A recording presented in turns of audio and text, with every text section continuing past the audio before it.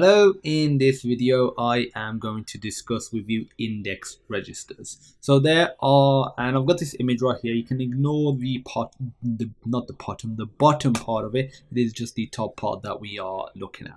Okay, so there are two 32-bit index registers, the ESI and the EDI as well. And the ESI has a 16-bit portion, which is known as the SI, and the EDI has a 16-bit portion, which is known as the DI as well.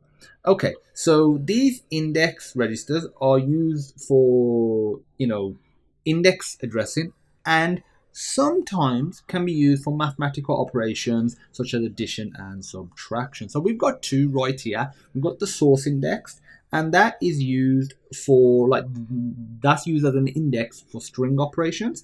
The destination index is basically used as an index for string operations as well. So that's really it for index registers. We are going to be covering all of this later on in this series and actually implementing all the different registers in our application. But if you have any questions, feel free to pop me a message. And as usual, I look forward to seeing you in the next video.